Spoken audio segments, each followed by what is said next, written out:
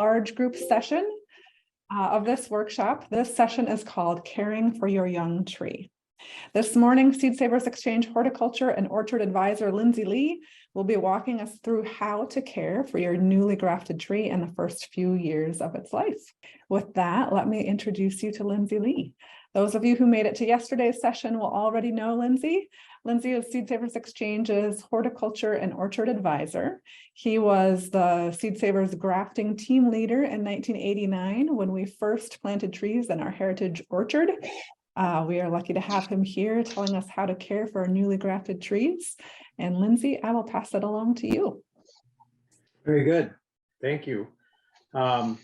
Starting out today, I want to start by saying I want you all to know that I have the easy part of all this. I show up on the day of and talk to y'all about growing apple trees and grafting apple trees. Jeanine has done an incredible amount of organization ahead of this. The staff, Jamie and Zach, did a lot of work to collect the scion get the rootstocks packaged up, put those packets together and get them in the mail in time. I just want you to realize how much goes into this. Meredith is here, kind of been thrown in at the last minute as tech support and is doing a great job with that. So I'm really the slacker in all this, and I want to give great tribute to all those that really put this together. With that, you are going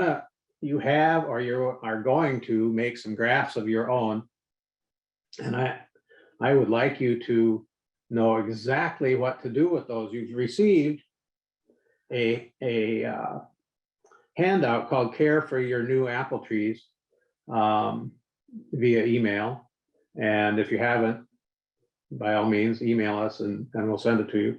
But it's pretty explicit. When you graft your trees today or yesterday, I would like you to wrap the roots back up in a damp material, probably what came with them. Totally encase them in the plastic bag.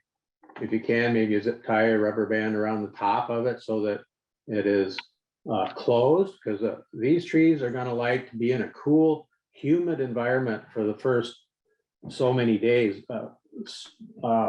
The first 7 days of their rehabilitation, so to speak, their post-surgery time is very critical. It can be a little bit warm. It could be in the 45, 50 degree neighborhood.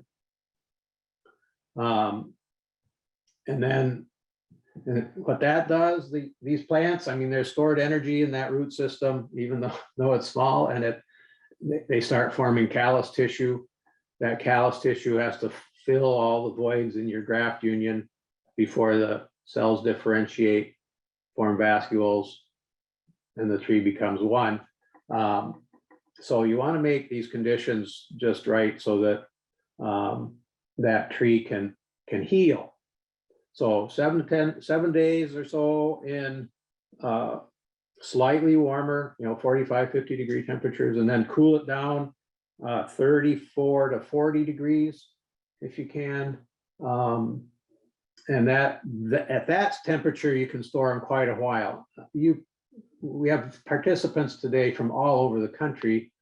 So some of you are in warmer climates and everything's already leafed out. After about 10 days or 2 weeks, you're going to want to get that out in the ground. Some of us up here in the north could drag our feet until the middle of May or even later before we plant them out. And at a cool temperature, they'll keep just fine like that. And they'll continue to heal. In a perfect world for me, in my zone 3 climate or zone 4 climate, if I could graft in February, because I've got a nice, even temperatured, cool, damp root cellar, I can put them in, and they'd be happy there from the 1st of February till May 15th if I wanted them in there that long. And by that time, the healing process would be really, really complete. But really, 10 days to 2 weeks is probably the bare minimum for that time to heal. After that, you want to plan them out. There is a later session scheduled in May, and you can join us again, and we'll talk about that. We'll demonstrate it and answer your questions at that time too. But for us, around the frost-free date, we plant them out in the field. Make sure they're well watered, and they will explode with growth. They'll leaf out. The rootstock, as well as the cyanwood, is going to push buds and grow green leaves. And at that time, I'm watching my trees at least weekly, if not twice weekly, and rubbing all the unwanted shoots off, so that I push all the growth out one bud. That one bud is going to become your leader, and we don't want to waste energy growing a lot of different shoots. And so we want all the energy that's going up that trunk to come out the top into one shoot and create a tree stem. In this handout, I highly recommend you plant them in a garden setting or a nursery setting where they're fairly close together, 10, 12, 18 inches, 2 feet apart, something like that. So you can get in around and work on them. But I would really like to see them in the garden, because you're going to see them more often. If you were to take them out and plant them up on the hillside in the orchard, it's been my experience, they're pretty easy to lose track of, and the care just is tougher. They're farther between trees. You've got to really work hard to protect every individual tree from the critters. So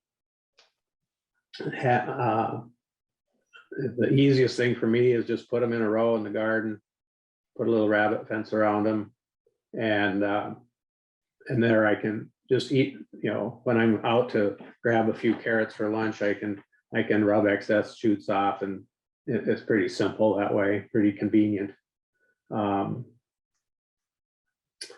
So through the summer, you're going to let them grow. And I would expect you're going to see trees, with good fertility and moisture. I think you're going to see 3, 4, even 5 foot trees in a year. I've got a couple here that I was showing yesterday that were grown this last summer. I can stand back. So here's a 1 year growth. That's from the graft union. That's only about 24 inches.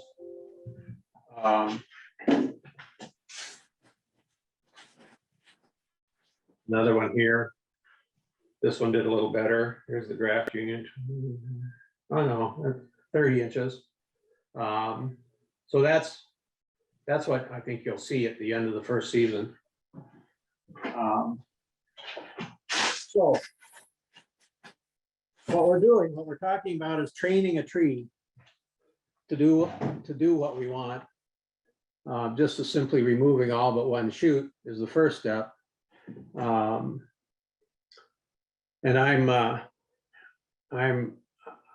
we're going to launch here into what I think is necessary to finish the task and go through from starting if I go to the garden center and buy a tree, it's probably a 3-year-old thing that's got side branches already.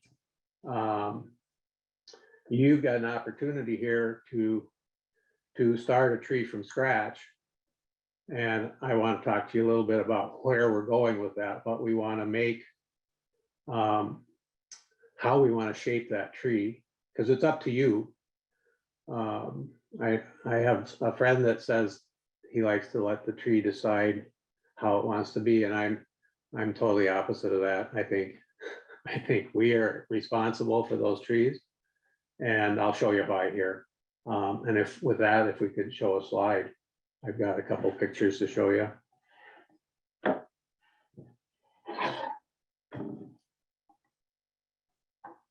Okay, this is a photo from Hope Orchard up in La Crescent, Minnesota.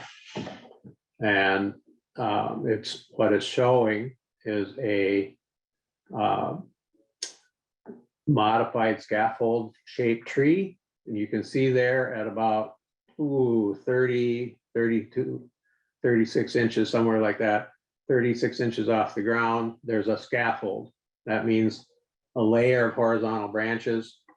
And those branches can then come out about ways and split and make more surface area. But you essentially here have two major scaffolds, one at a little above knee height and one a little over head height. You can kind of see through the foliage there. About 2/3 of the way up that plant, that there's another scaffold up in there. Above that, if it's my orchard, I don't allow another leader to go above that. So basically everything above that upper scaffold gets leveled off. Now this structure is for very specific reasons.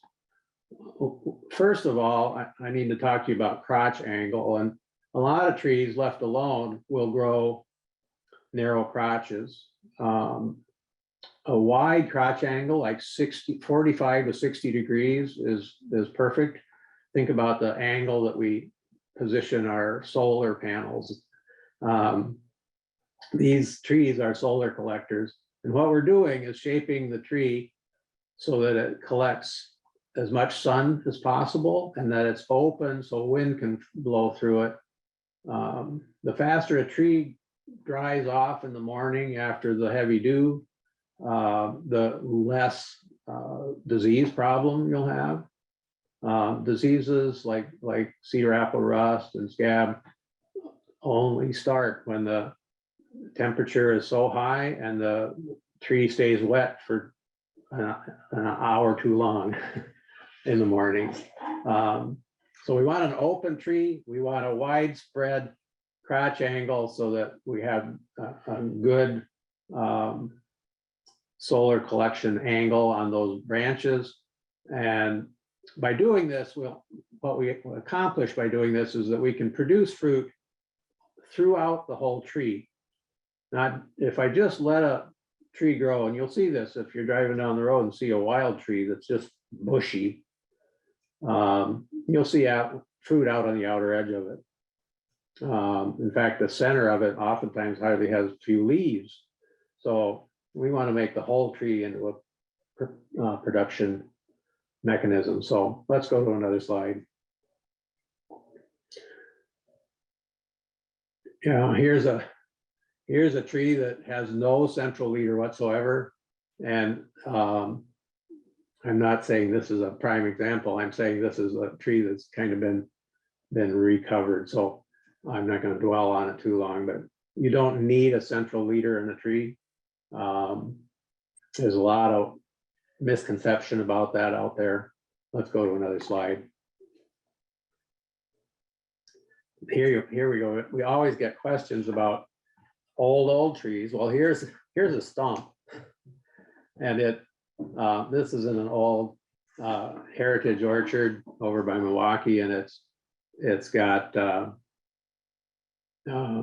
producing fruit. Look at that. So if you got a live stem and you can create new growing wood on it, the best fruit is produced on 2, 3, and 4-year-old wood. So if you cut back periodically, so you generate new growth, that new growth in the second year is going to be fruit producing. You can keep an old tree very productive. Now a commercial orchard would have this thing gone in a minute, but in a farmstead or home garden, you can keep a tree producing a long time. So let's go to another slide. Here we are back in a production orchard, and you can, this one shows the scaffolding system pretty nicely. If anything, the lowest set of scaffold there on this tree to me is a little bit of a pretty wide angle at 90 degrees, sticking straight out from the trunk of the tree. Think of that branch holding a lot of weight of apple, and at 90 degrees, a low branch could end up laying on the ground. So I'd rather have them angling up at 45 to 60 degrees. There's an upper scaffold, and this one has not had the upper leader taken off of that, but I predict that it would be missing by the next pruning season. These are taken in the fall after harvest, so pruning hasn't been done on this tree for this next year. Let's move on. Here's a nice one. This is obviously a dwarf tree. You can see the stake next to it, so it's got some support from a post. But you can see again that low scaffold, another scaffold on a dwarf tree. If I have a scaffold about knee height and one at head height, I'm pretty happy. This tree is going to be really easy to pick. The orchard I'm developing on my own farm, I'm an old guy. I'm not interested in climbing up ladders with a 40-pound basket on my shoulder. So this tree this tree is probably maximum of 10 feet tall at the tip of those branches. So if the new growth up at the top is just that new growth. It's not going to produce fruit. So the fruit producing is going to happen down there in the 8-foot realm. I can reach that. So next slide, please. Another good example, scaffold, and then again, this top side. Excuse me, I didn't turn this thing off. The top side is going to come off. Next slide. Okay, there's other styles. This is what I have a lot of my trees at home. This has no central leader at all. I call it an open vase shape structure. Basically this one has been headed back. We'll talk more specifically about that term in a minute, but you basically cut off the leader. It forces branching, and I select 3 of those that I want as my main structure, and everything that grows up out of the center gets trimmed out. And so I have this horizontal tree. This again is a method used to make trees that are easily picked from the ground. I kind of like that idea. To do this though, if this tree is then left for 10 years untrimmed, it's going to get pretty unwieldy and have big long horizontal branches that'll end up laying on the ground. So to do this method, I'm constantly cutting the tips back, creating new growth in the middle of the tree. I just can't let it grow, and it's going to be constantly wanting to grow vertical, little water shoots out of the branch, and I need to I can head those back, stub them off, and make them grow fruiting wood anywhere they occur, or I can just remove them. Okay, let's go to the next slide. This is a viable option though. Here's what I'm talking about with crotch angle. This is a well-formed crotch. And it is, maybe even a little wider than 60 degrees, but the deal is that it comes off the main stem at such an angle that there's no ingrown bark. We'll see one with ingrown bark in a minute, but first I want to explain something. There's been a large cut made below this branch, and you can see the cut up on the right side, that has healed. That's well healed. It's not finished because you can still see wood there, but it's healing. If I were going to take this branch off, the proper place to cut it is at the collar. Now there's a little ridge, kind of a bulge, where any branch meets another branch at that crotch. There's a collar. This collar is, you know, see the little stub spur branch just out from that crotch. You go to the right, what I'm guessing is 1/2 to 3/4 of an inch, and it starts to slope up. That's the collar. And if I were to cut that branch off, I'd want to do it there. Basically, you want to make the smallest diameter cut you can make, and it's out there after that swelling part. And that will heal quicker than they used to tell us to cut flush with the trunk, and that usually created a great big long scar.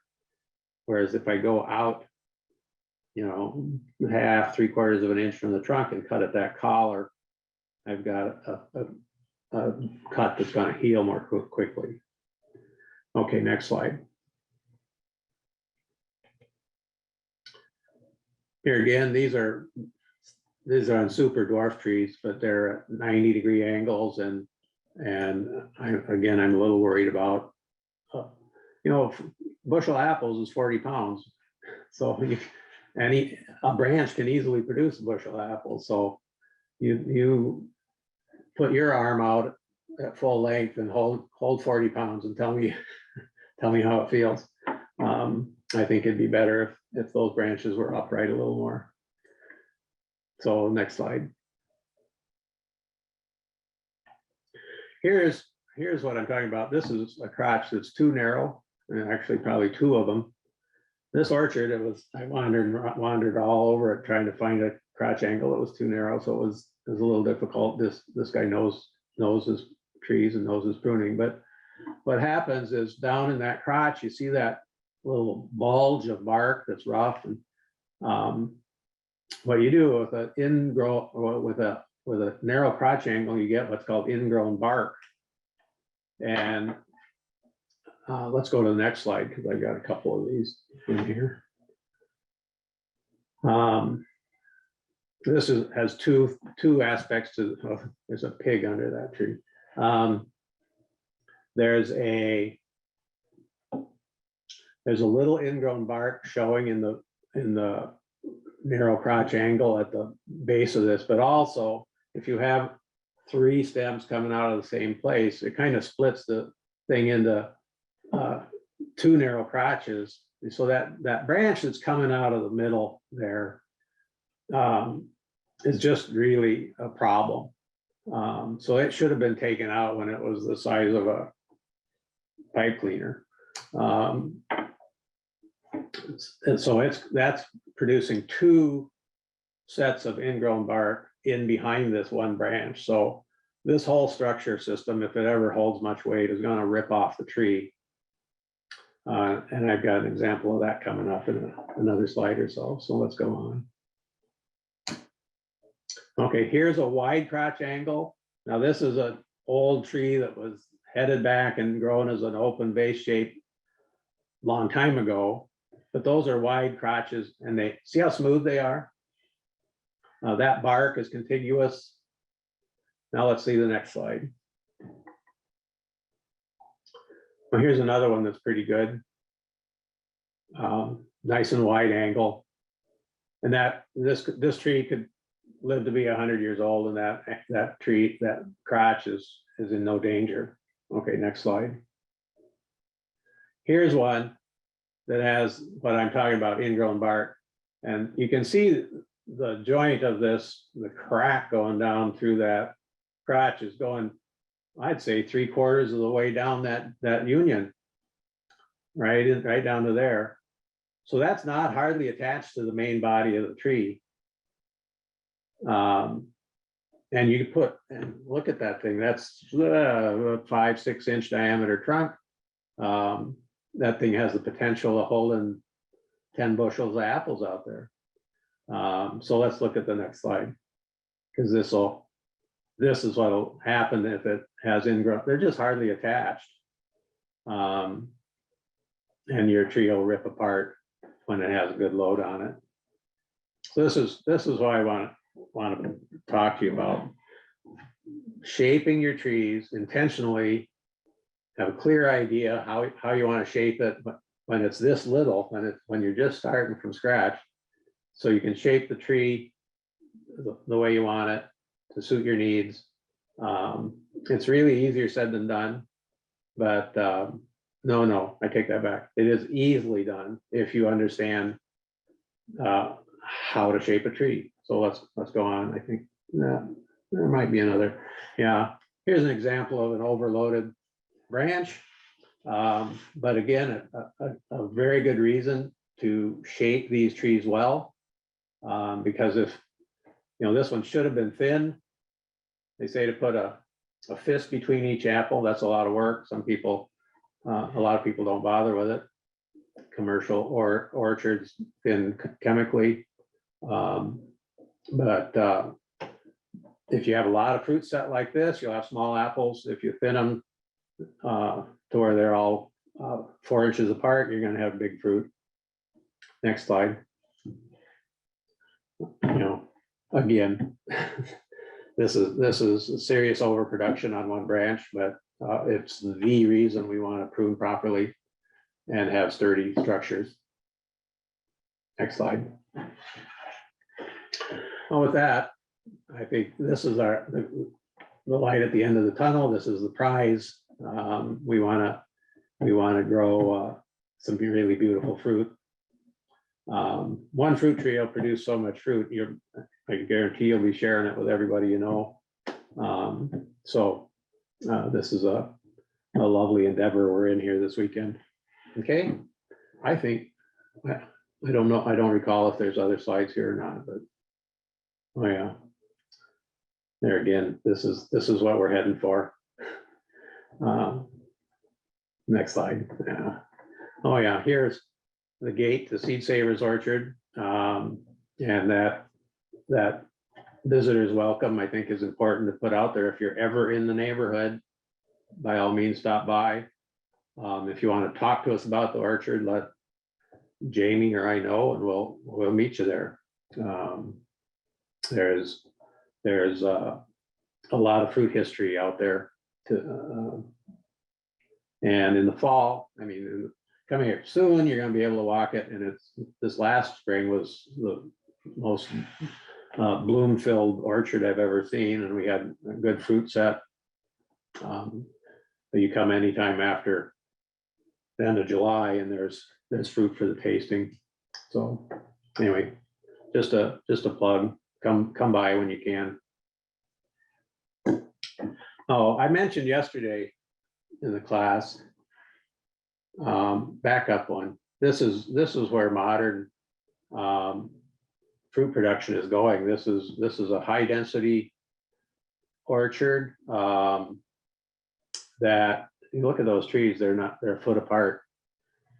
There's wires, high tensile wires put up.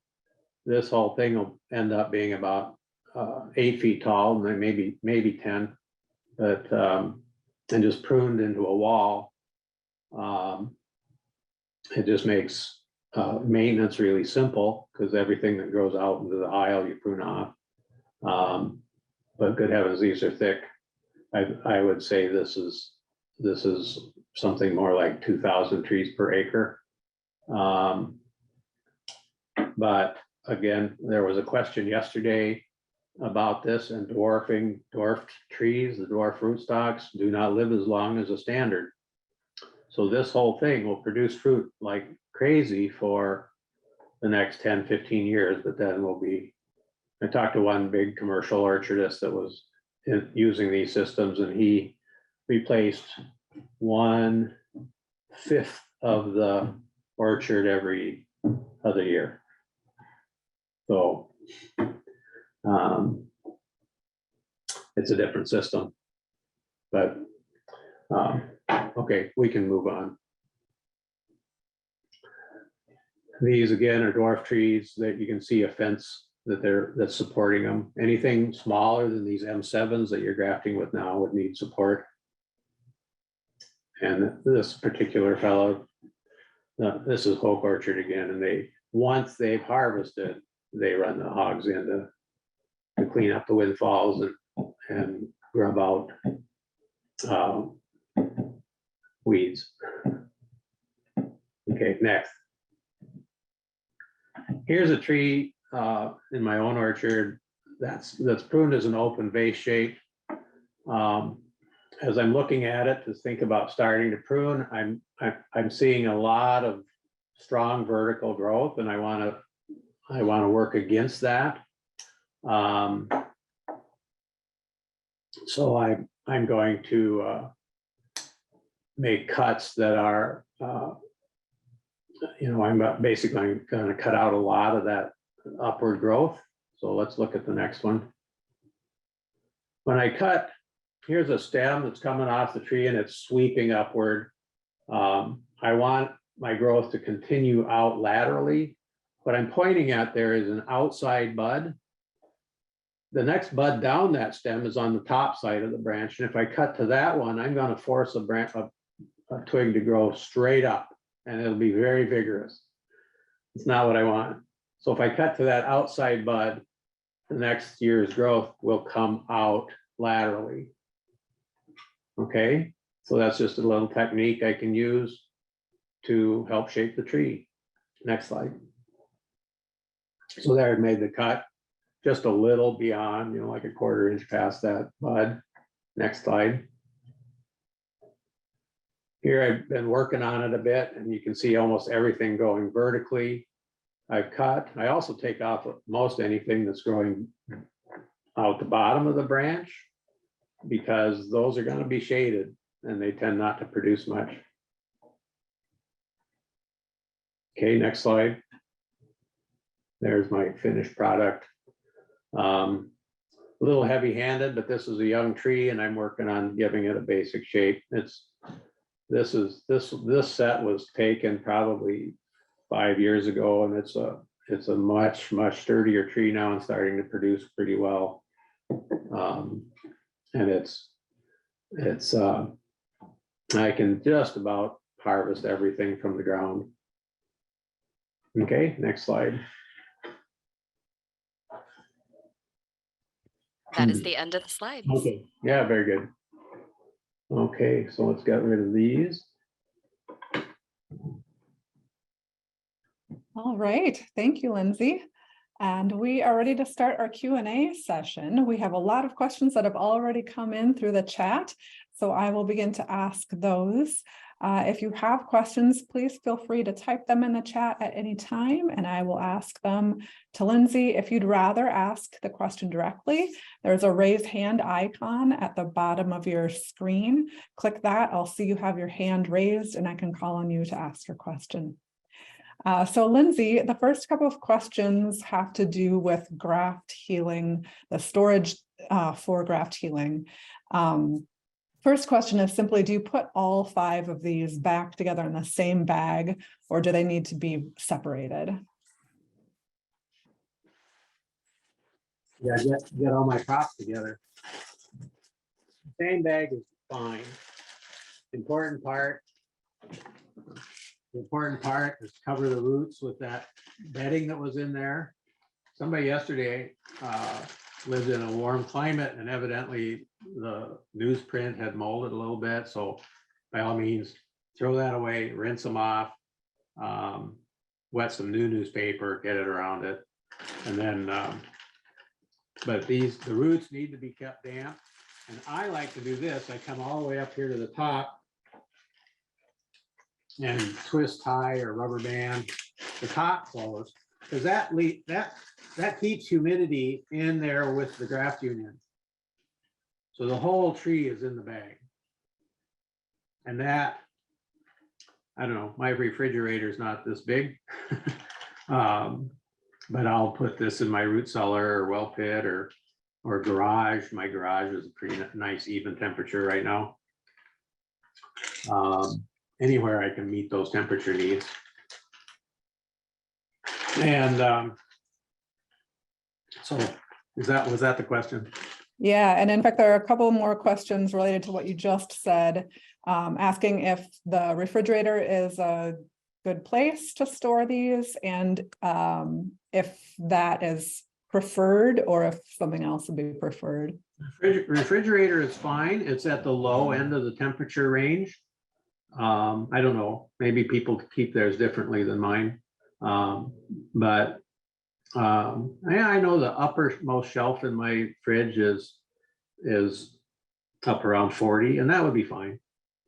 Great. All right. And then we have a question, how do we know if your graft took? It'll leaf out and grow.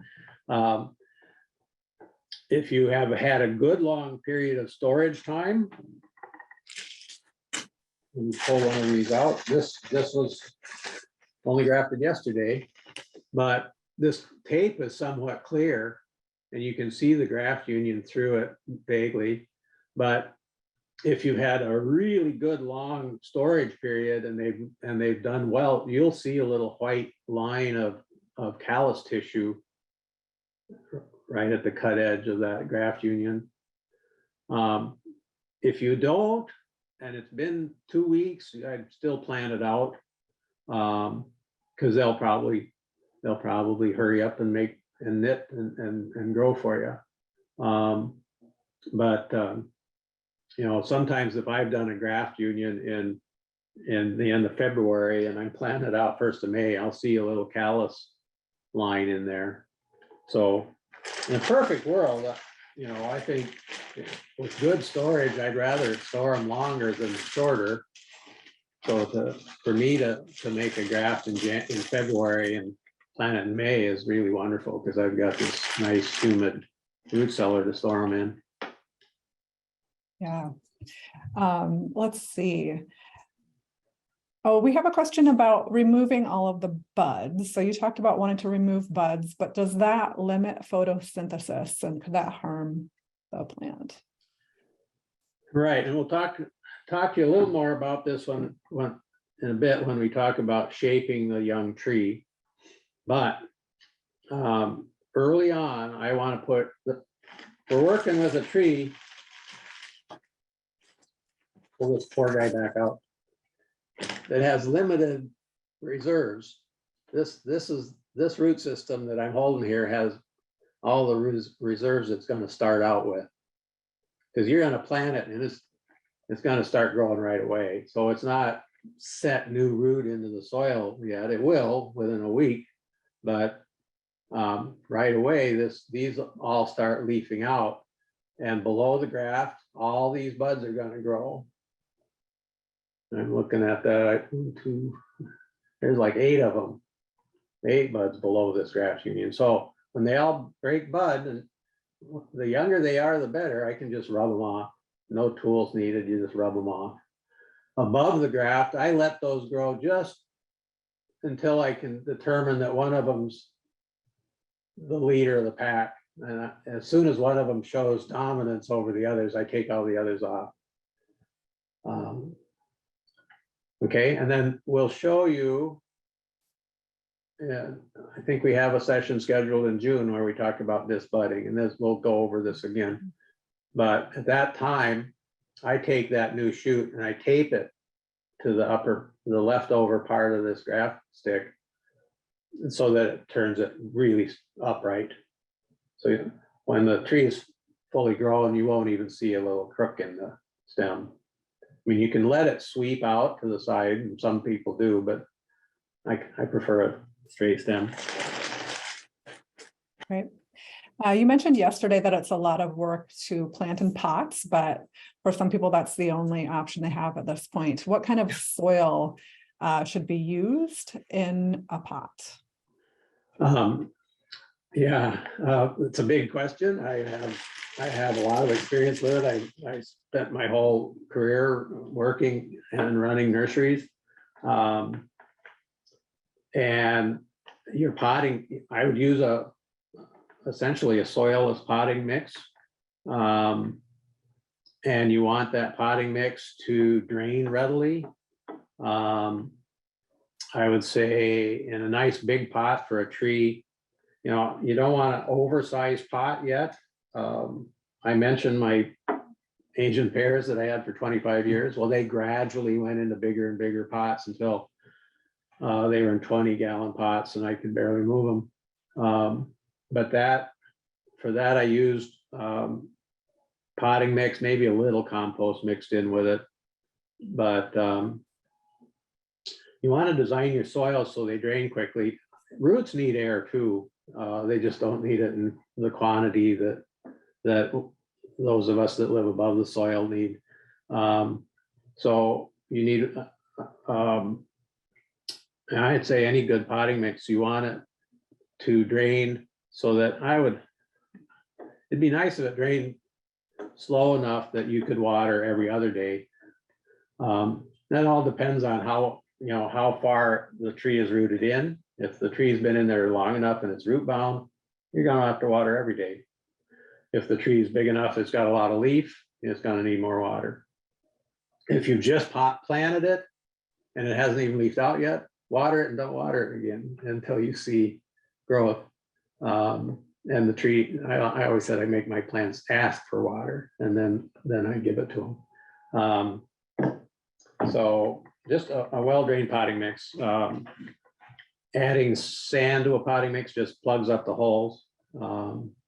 So something, I used a lot of mix that was based on a composted tree bark and some sphagnum and some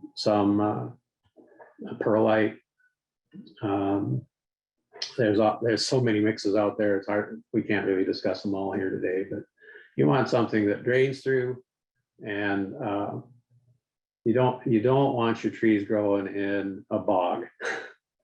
So soils that hold water too long are a bad idea. Right. And the different varieties that we sent out, do they all pollinate each other? How do you know what will pollinate an apple tree? Well, in general, I was out in the orchard this morning collecting some more cyanwood, and there are some trees out there that have leafed out. I mean, we're just at the first stage of greening up here.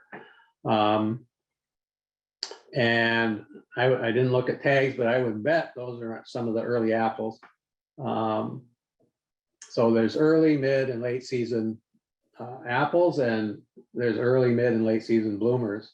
And the basic thing is, if you happen to have a really early variety and a really late variety and no other apple trees around, you might have pollination problems.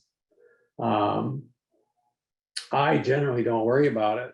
I think you'd have to live in a pretty darn remote place to not have an apple tree within a mile of your own tree.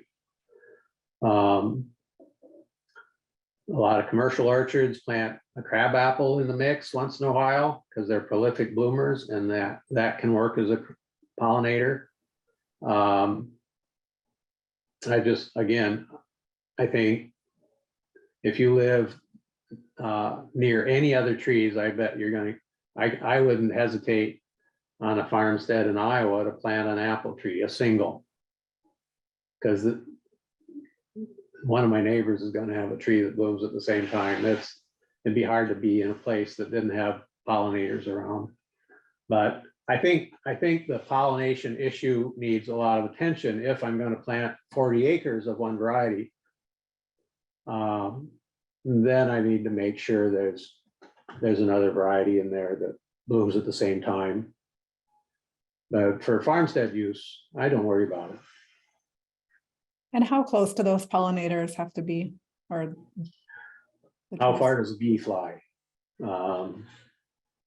Half mile easily. I could see it going a mile if you had a big, a clump of apple trees, bees would go a mile to get there. But half mile for sure. Right. And most of us look around. I think most of us have other apple trees within a half mile. And crab apples, they're knotless too. They would work. Great, thank you. I have a few questions about site selection. Do you have any advice for site selection of a nursery bed? Absolutely. Oh, nursery bed, full sun, well drained, in your way, something you can't ignore. That's the apple trees like full exposure to the elements. The more sun and wind they get, the better they'll be. Yeah, general orchards should be planted on high ground, so they do get wind and sun exposure. And I have a brother that planted a 30 tree orchard, hobby orchard, down in a river bottom. And there's a lot of years he doesn't have any fruit because it just frosts down in there late in the season and he loses bloom. So we tend to plant high on the hill. Again, if the wind blows through in the morning and dries your dew off, you'll have a lot, quickly, you'll have a lot less disease problem. Let's see. So there's still a few questions about, can you just go over again the idea of planting them in a non-permanent place now and then a permanent place later? Is that necessary? And how closely do you plant them in the temporary place and in its permanent home? Okay, in a nursery bed, 18 inches apart is plenty. You just need room to get in and work around them because you're gonna want to hoe, you're gonna want to keep the weeds down, and you're gonna want to go in and clean off the excess shoots when you work on them. So you just need room to move. I lobby for this strongly because I've tried to help friends plant orchards that wanted to plant the trees up on the hill and then graft them. And I had one particular friend that I collected the scion and showed up at her house, and we went up on the hill and we couldn't find the trees. Oh no. They were overgrown with, in Iowa we can grow weeds to beat the band. So I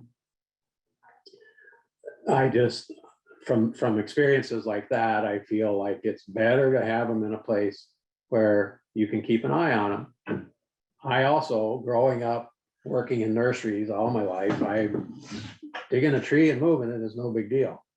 So if I do that in a dormant season, when the leaves have fallen off, either in the fall or before they leaf out in the spring, you just take a shovel, loosen the soil, pull them out, go plant them. And it's not hardly even hard on the tree.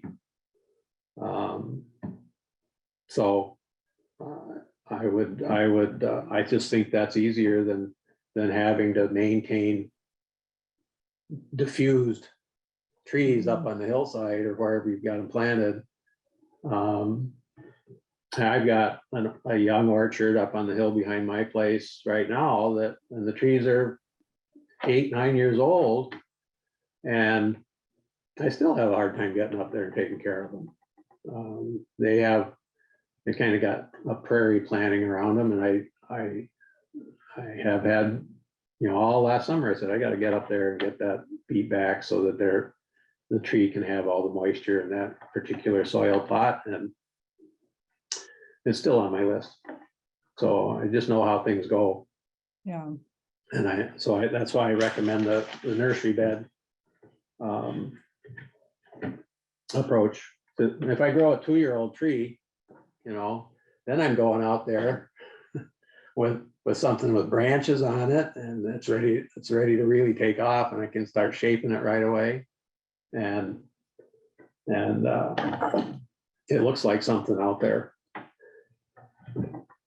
If someone wanted to keep the trees 18 inches apart in a nursery bed permanently, and some are pruned to keep the size small, would it work to do it that way?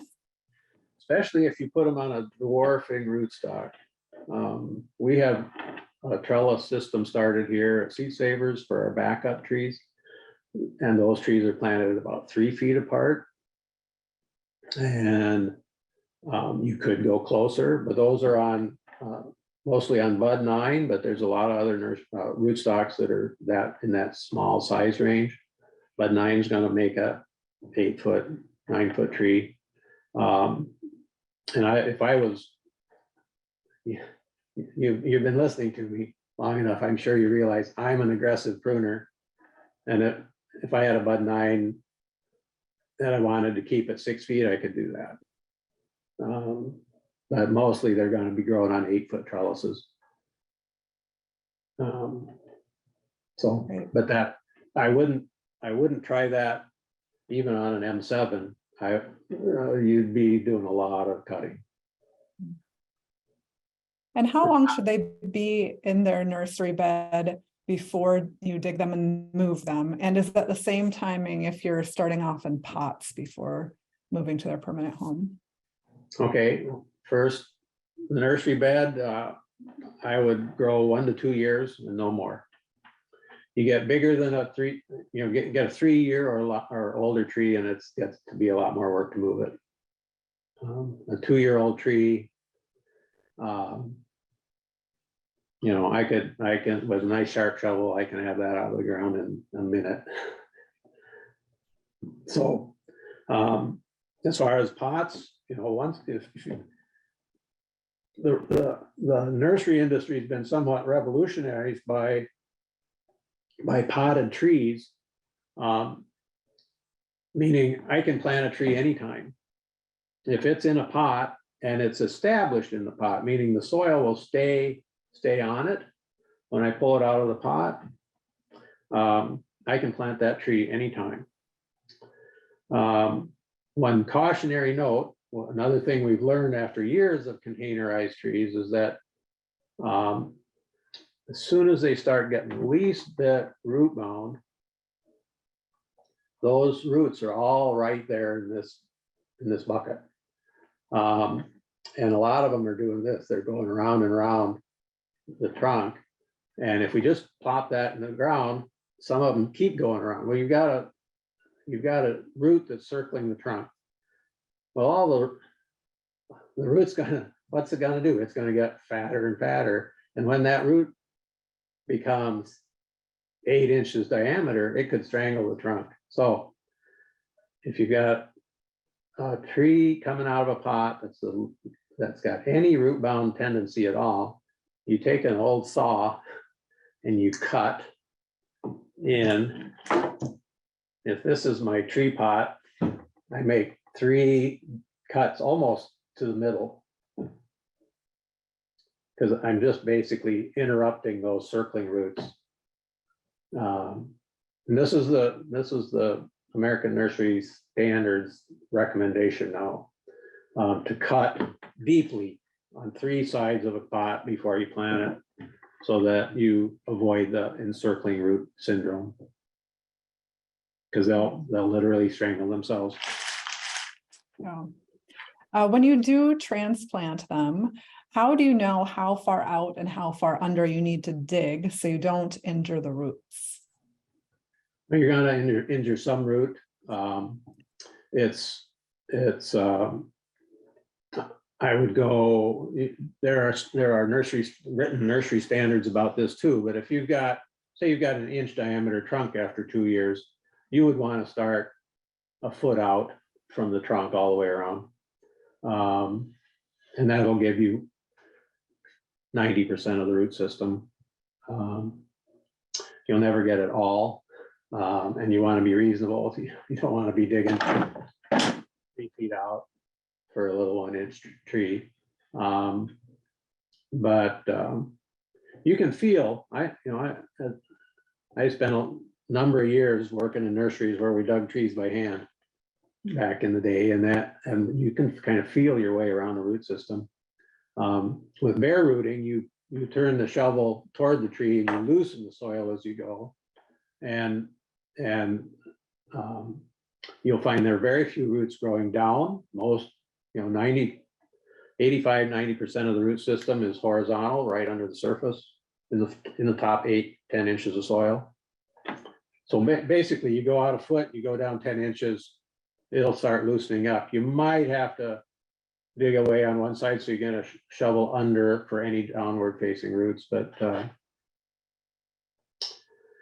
we do have later at one of these subsequent sessions, we have a video on transplanting a bare root tree that will be included in that session. Yes, we do. And this is related, but I think a quick question. When we transplant, do we do it bare root? Do we try to get all the soil away from the roots, or can you move it with soil? I would, if I'm transplanting on site, I just do bare root, because you can pick it up, take it out of the hole. Maybe I'll stick it in the bucket of water and take it to where I'm planting, and then plant it. You don't have to get every last bit of soil off, so it's kind of a hybrid, around the center of the root ball. There might be a little soil still stuck on there. As long as I can pick it up and move it, I'm good. So bare root is the best. Balling and burlapping is a root. If you think grafting is a skill to learn, balling and burlapping a tree is a kind of a lost art, and not worth the effort, because you basically moving a 75-pound chunk of dirt when you could move a 5-pound chunk of tree. Great. One more question about this, and then I'm going to move on to pruning and shaping. If you plant in a temporary raised bed, how deep should that raised bed be? Well, it wouldn't have to be terribly deep.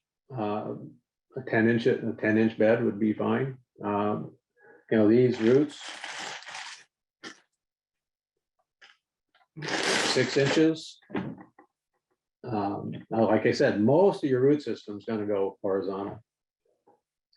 Usually about 2–3 inches under the surface, and then about 8 more inches of root.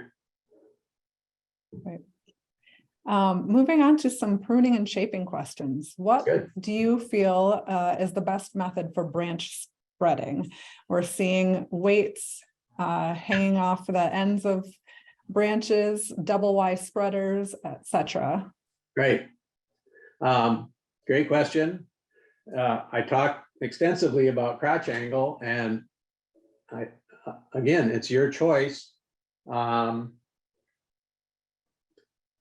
But I didn't tell you how to do it, so here you go.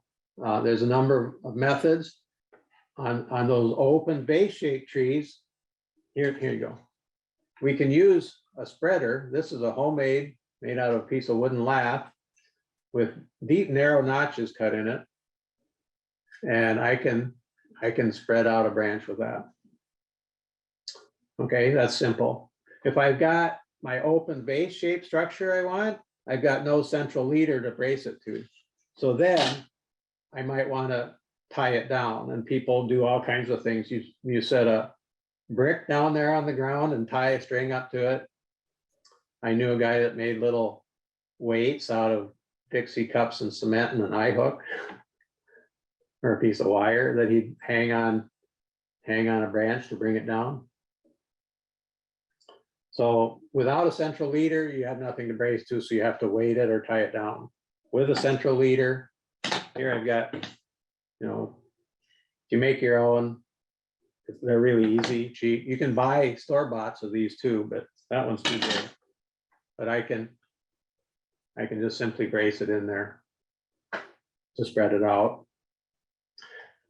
If I leave this in for one season, one summer, it's done, and I can take it out, and that branch will stay where I put it. So through one growing season, and probably even by the middle of the summer, you could take them out.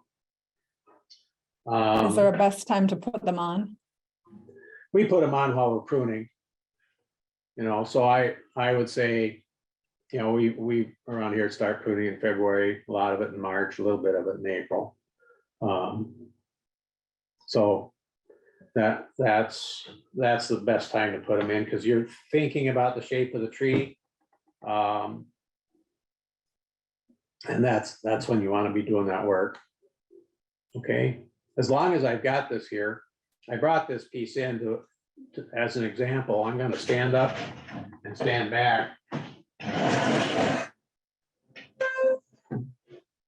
and pretend this is a 2-year-old tree. Maybe it's a 3-year-old tree because it's taller than I am right now. Say I'm looking at this tree and look here, it's got 3 branches, they're all on the same side. And they're, so I do not want 3 branches all coming out one side. I'm gonna have a lopsided tree. This one's got a nice shape, so I'm gonna take these 2 off. This one even has a nice angle, but it's putting out a lot of growth. I'm gonna go to an outside bud and take that off. So when this continues to grow, it's gonna come out instead of up. If I had cut back here, I've got a bud on the top of the branch, it's gonna come straight up. Okay? Now, I'm gonna go down the tree a little bit. Say I want my scaffold here. About waist height. I'm gonna go a little above waist height. I'm gonna take the top off. This is called a heading cut or heading back. What happens, all that energy is coming up this stem, it hits the dead end. Where does it go? It comes out these buds. I've just created a whole cluster of branches here at this height. In a year's time, I come back and I might have 6, 7, 8 branches within a few inches of that cut. And I can look at them and I'll look down from the top and I'll say, oh, those 3 are nicely spaced. One's going that way, one's going this way, and one's coming back here. And so I'll cut everything but those off. And I've just created the scaffold right where I want it. Now, the tree never gives up, so it's going to put out some more growth, and there will be a shoot that comes off of one of those and goes straight up. And so you've got now an option. If I want a modified scaffold, I can let that central leader go up another 3 feet, 4 feet, and cut it off again and create a scaffold there. Does that make sense? Yeah, thank you. We have someone who has noticed that they see this open vase shape more with stone fruit trees and the central leader shape more in apple and pear trees. Wondering if there is a specific reason for this. Yeah, I have very little experience in stone fruit. Most of my experience is with apple and a little bit with pear. It's really a personal preference. I think my guess is that stone fruit, the trees just naturally aren't as inclined to, every tree.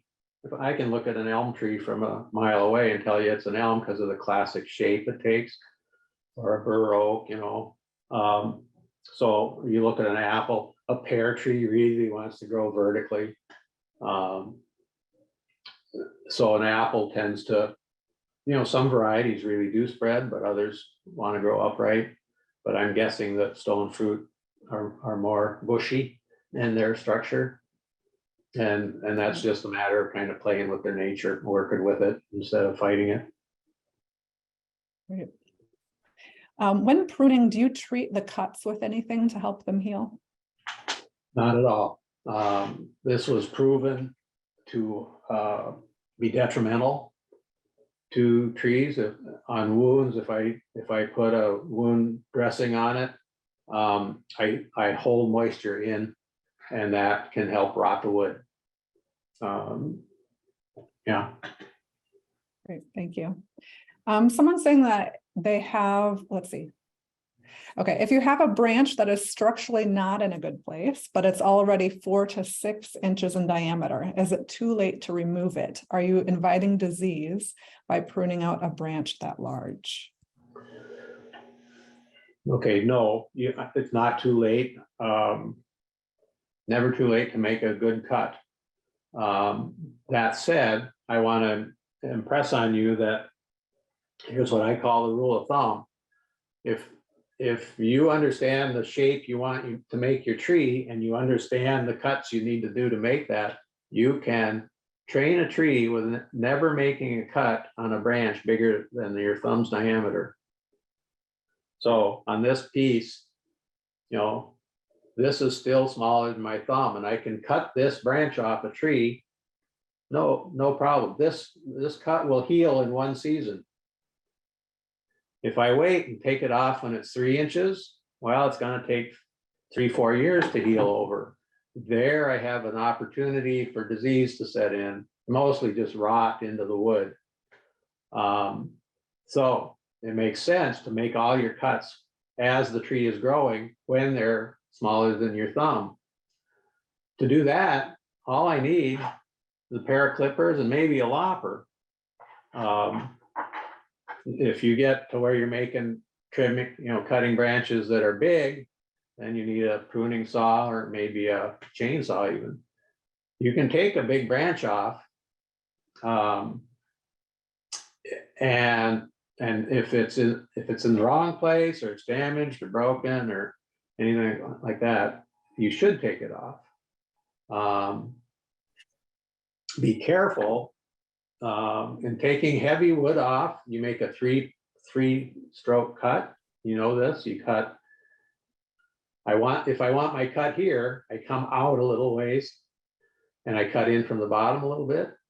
I move out the stem and cut from the top. What that does is take the weight off the branch without ripping bark. Then I go back to where I want to make the final cut, and it's a 3-stage cut. I make that final cut, and there's no weight on it, so it doesn't tear. You don't want to rip that bark off the bottom, because then you make a bigger wound than you needed to. Yes, we have a lot of trees in our nursery here, in our orchard here, that have were not trained perfectly at the beginning, and we've been doing a lot of big stem removal because we had trees that were so low branched you couldn't get under them to maintain anything, and then just we had scaffolds that had 8 branches on them, and you need 3. So we've been removing a lot of big wood. And do you have any advice about what kind of pruners to use for branch pruning? Bypass pruners. This is a Felco, but I'm not endorsing them. It's just what I've always carried. There are other good brands, but the fact that you call them bypass because the blade bypasses the lower mandible. It comes past it. There are ones called anvil pruners, where the blade, it's a straight blade, and it comes down like it and hits this flat surface. Those are pretty much for pithy plants like roses. But a bypass pruner, the same is true for the loppers, that they should be a bypass pruner. Something good, a good pair. This one, the blade's replaceable. I can take that blade out for sharpening. They're adjustable. I can tighten them or loosen them. There's those kinds of things. This is a lifetime tool. I'll never need another one. Great. Someone's asking if you need to do anything about moss on the tree, or do you just leave that alone? Yeah, I don't mind moss. It's going to happen on an old tree that shades its own trunk. Not a bad thing. Great. And someone else is asking, the bottom of an apple tree bark broke off. Should that be wrapped? The bottom, you mean on the trunk? I think that's my understanding. The bark on the bottom of the tree came off. Okay, I'm going to answer this as if it had 2 different meanings. Old apple tree bark gets rather scaly, and sometimes some varieties have big slabs of bark loose, kind of, think of a shagbark hickory, but not quite so extreme. That is no problem if that comes off. In fact, some people go out with some heavy leather gloves and rub it off so that there's not so much place for insects to lay their eggs. If you go out there in the spring after the snow melts and the bottom bark of your tree is missing, that's probably a rodent. That's why we should wrap these trees. You want to protect these trees from everything that ever ate a tree. So a tree wrap right around it for meadow voles, a hardware cloth cylinder around it for rabbits, and a bigger fence for deer. It's just everybody wants to eat your trees. So if your tree bark has been eaten, there is a thing called bridge grafting. I'll have you just look that up online, because it's quite a technique, and it can save a tree, but it's quite a piece of work. Yeah. Usually is used when you've got a historic tree that you'd really like to preserve. Yeah. But And I will say too, that I know there are more questions coming in about this. We will talk more about this in the session where we're talking about planting the tree out. So for today, we'll stick to things about this kind of broader view. We'll definitely get to those questions at the next session. Lindsay, we have a few questions about animals. We had pictures of pigs in one of the orchards that you were visiting there. Do you have any thoughts about do's and don'ts, suggestions, no rules or regulations about using animals with an orchard? all right. Well, each state has their own regulations. You check with your Department of Agriculture about animals in the orchard. In Iowa, I think you have to have animals out of the orchard like 90 days before harvest, which is pretty extreme, I think. But the Hoax were running pigs in as soon as they were done with harvest. So they would fence an area they just picked, and they'd actually run a spring tooth plow through to loosen the soil so the pigs could root.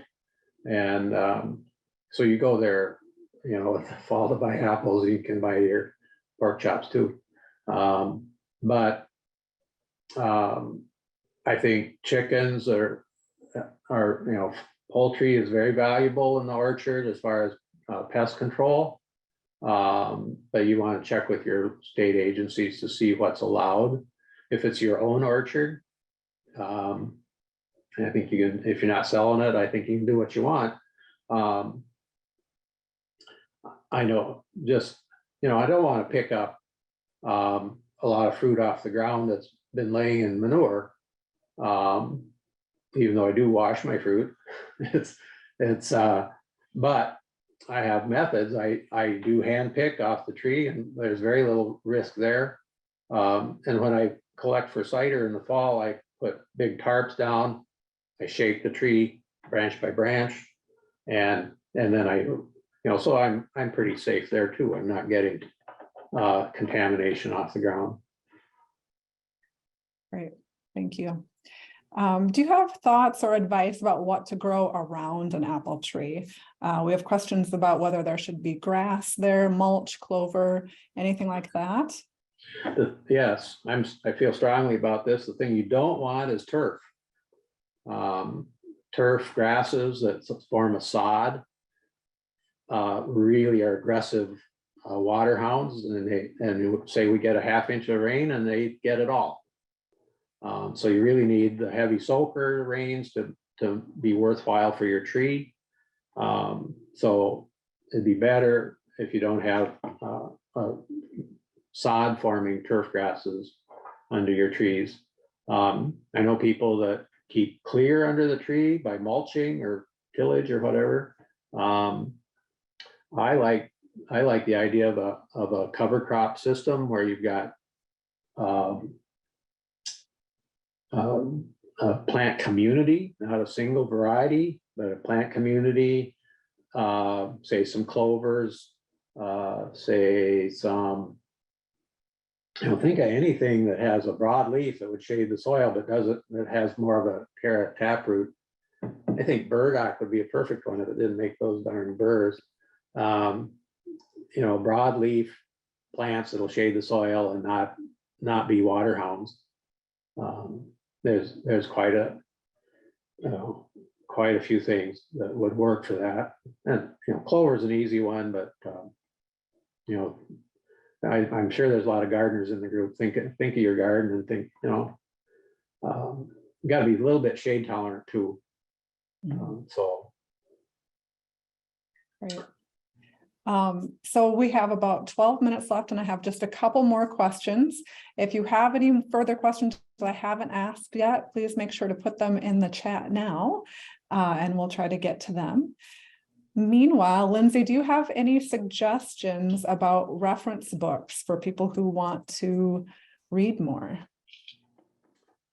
Yes, my go-to has been Michael Phillips.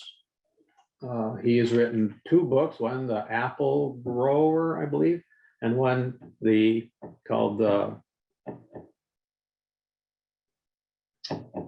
Jamie, can you help me out? What's his? Yep, the other one is the Holistic Grower. The Holistic Orchard, right? The Holistic Orchard. Yeah.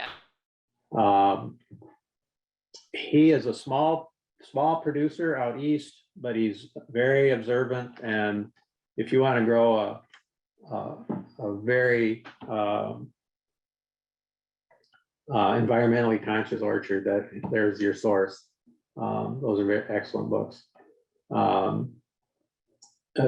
Unfortunately, Michael passed away this last year, and so we won't see anymore. But they're invaluable resources for an organic orchardist. Clarifying question about vocab word. Is terminal the same as leader stem?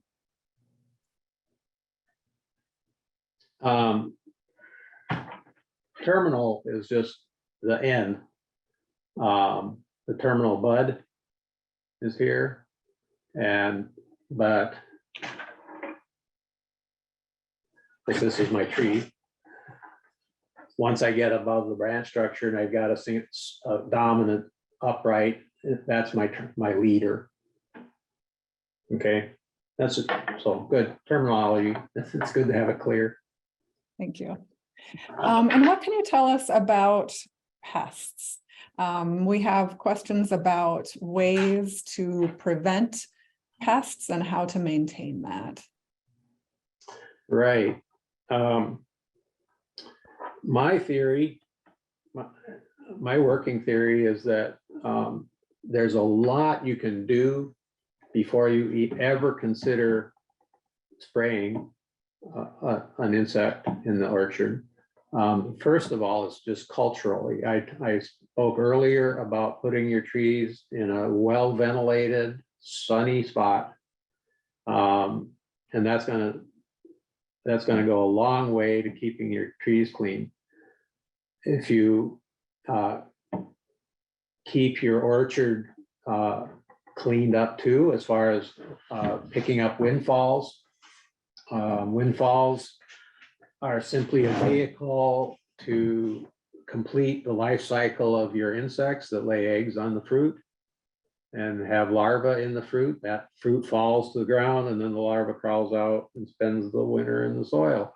So I know a gentleman here, he's got 500 trees and he has a hobby, and he religiously rakes those apples up, the windfalls, and takes them down to the woods and where the deer eat them.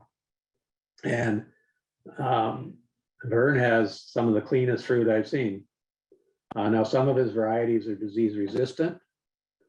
It's not something you see a lot of in our historic varieties, but there are new disease resistant varieties that give you a big leg up on bugs without chemicals.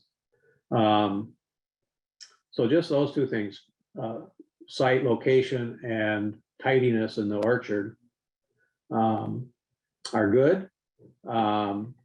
We've just discussed last night the idea of having bat houses and bird houses around the orchard. There's little things like that you can do that make a world of difference.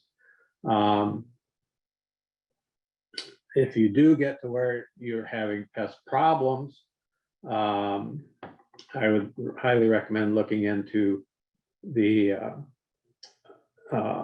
IPM methods, so you really monitor what you have and know exactly when to treat it, because many of these things can be taken care of with one dose or a pheromone disruptor, or something pretty benign.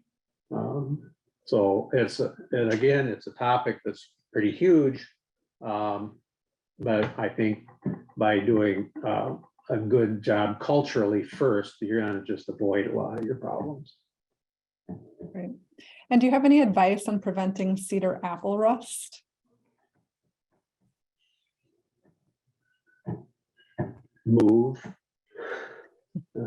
I was so full of cedar trees. There's no way to avoid it.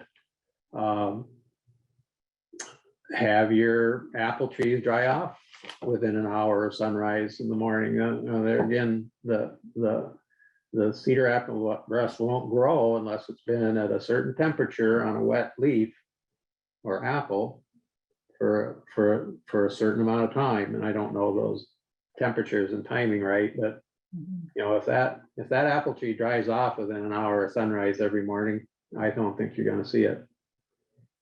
But there's no way you can go around and cut all the apple or cedar trees down.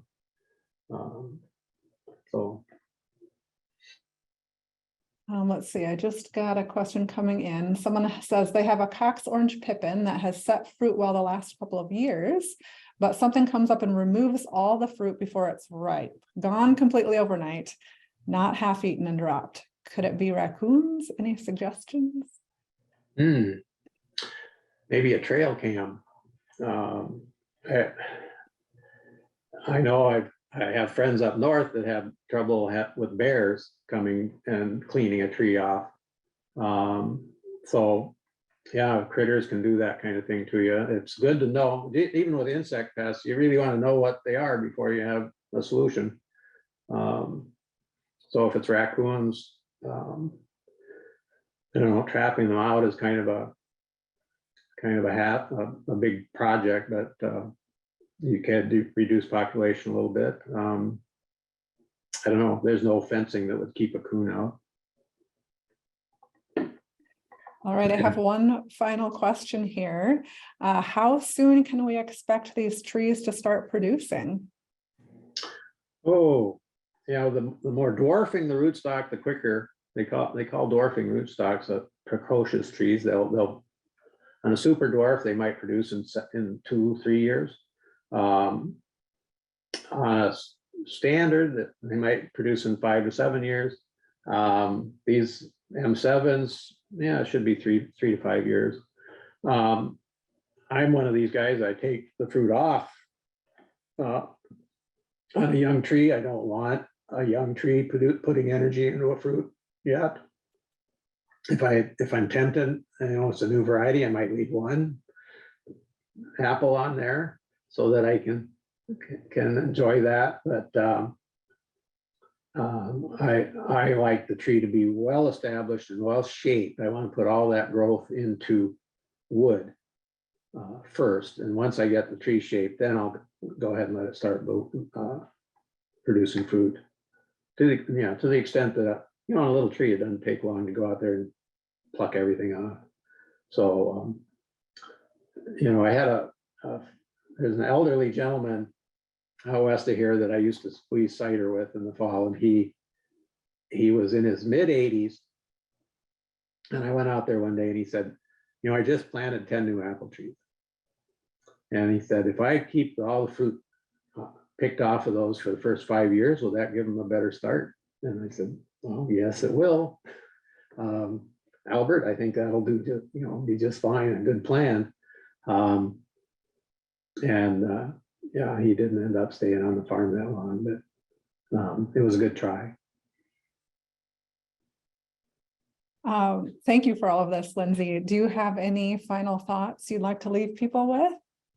Well, this kind of culture and training of a fruit tree is part of the process that I think is really fun.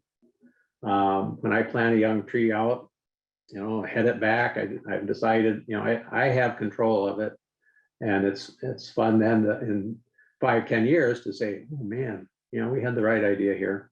And this tree starts producing fruit and it's sturdy and it'll hold the fruit up that you want. And so I drive through the countryside and I see the vast majority of rural trees are hardly pruned, poorly cared for, poorly shaped. And then I drive by a farm now and then and I go, oh, this person gets it. And so I want all of you to be one of those people that I drive by and say, they knew what they're doing. It's pretty obvious. So, thanks for joining us. And the subsequent sessions later in the season will have, you'll gain better understanding as we go through the year with that. Absolutely. Well, thank you so much, Lindsay. Thank you all for all of these great questions and for being here. For those of you who haven't done your knife coaching yet and have that today, we'll see you soon. And for everyone else, best of luck finishing up any of the grafts you have left. And we hope to see you at the next large group session, which will be about planting your tree. That session will be at 1 p.m. Central Time, Friday, May 5th. And I'll send a reminder email closer to that time, and hope to see you there. If you do have questions in between now and then, feel free to email me. And thanks again for being here.